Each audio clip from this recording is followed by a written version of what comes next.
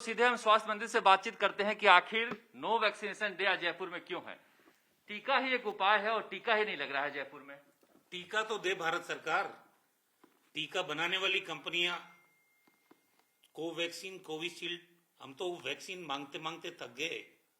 हमारे यहाँ जो 45 साल से ऊपर के और 60 साल के ऊपर के एज ग्रुप के लोग हैं, जनगणना के अनुसार वो 2 करोड़ 9 लाख हैं। अगर उनका 2 डोज वेस्टेज समेत मान ले तो 4.5 करोड़ डोज चाहिए। हमें दिया है 1 करोड़ 49 लाख डोज, उसमें से भी आर्मी को देना पड़ गया। तो ऐसी परिस्थिति में ये टीकाकरण होगा कैसे? ये तो भारत सरकार को उपलब्ध कराना है। हालत यह है कि कोविड सेंटरों पर लोग मारामारी कर रहे हैं। हम सुबह से जा रहे हैं, लोग चिल्ला रहे हैं। तो क्या उनको कहा जाए कि कब आए, कैसे आए, क्या करें? लोगों के लिए क्या करना चाहेंगे आप? इस बात का जवाब भारत सरकार के पास है। हम उनसे बार बार अनुरोध कर रहे हैं, हमको वैक्सीन दो। 7 लाख डोज पर डे लगाने की कैपेसिटी है हमारी, स्टोरेज कैपेसिटी हमारे पास पूरी है।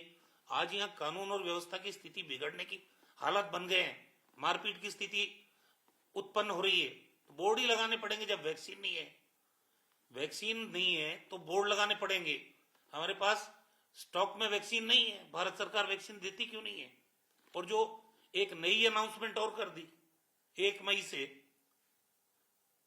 18 साल से 44 साल के एज ग्रुप के लोगों को भी वैक्सीनेट करेंगे। भार राज्यों पे डाल दिया, 3000 करोड़ राजस्थान के ऊपर भार है। फिर भी हमारे मुख्यमंत्री जी ने कहा कि ये पैसा हम बियर करेंगे, लेकिन वैक्सीन कहाँ है?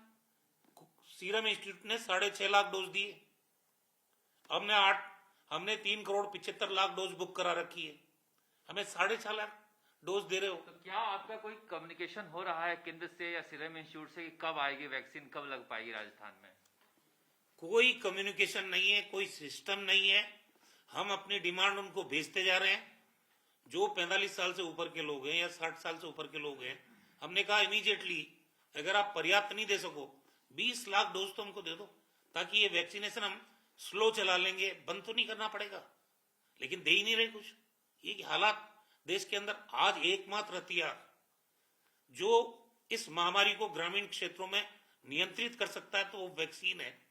लोग भी समझ चुके हैं, पहले नहीं लगा रहे थे, आज भीड़ उमड़ रही है और हमारे पास वैक्सीन नहीं है। इसका क्या इलाज है बताइए आप मेरे को। क्या आप ग्लोबल टेंडर से भी खरीदने की बात कर रहे हैं? तो कब तक कर पाएंगे, क्या हो पाएगा? किसी से बातचीत चल रही है आपकी? मजबूरी में ग्लोबल टेंडर की बात करनी पड़ी। कल कैबिनेट ने ये प्रस्ताव पारित किया कि ग्लोबल टेंडर में जाना चाहिए। हमको बल्क में जहां से वैक्सीन मिले हमको लेनी चाहिए। तो आज ये प्रोसेस शुरू करेंगे ग्लोबल टेंडर का। अब कितनी अवेलेबल कहां से होती है ये तो भविष्य के गर्भ में है, लेकिन हर संभावना को राज्य सरकार तलाश रही है कि हम प्रदेश की युवा पीढ़ी को, प्रदेश की जनता को। बीजेपी के प्रवक्ता ने कल आरोप लगाया कि जो राज्य सरकारें हैं एडवांस देने में, बुकिंग में भी लेट की है। ये तो आप ये बताइए कि उनके पास प्रोडक्शन की क्षमता क्या है, कितना वो एक्सपोर्ट कर रहे हैं, कितना वो भारत सरकार को दे रहे हैं, कितना राज्यों को देने के लिए उनके पास वैक्सीन है। इस तरह के बेतुके आरोप लगाने से कोई मतलब नहीं है। हमने 3 करोड़ 75 लाख डोज बुक की है। देरी से किए, जल्दी किए, विवाद का विषय नहीं है। आप हमें दे दीजिए, आपको बताना चाहिए कि उपलब्ध डोज कितनी है। ये छुपा क्यों रहे हो आप? भारत सरकार को, देश की जनता को ट्रांसपेरेंट मैनर में, जब वैक्सीन इस देश की बड़ी आवश्यकता है तो ये बताना चाहिए। दोनों कंपनियां, सीरम इंस्टीट्यूट और भारत बायोटेक, वो राज्यों के लिए कितनी वैक्सीन उनके पास उपलब्ध है, ये डाटा तो भारत सरकार को जारी करना चाहिए।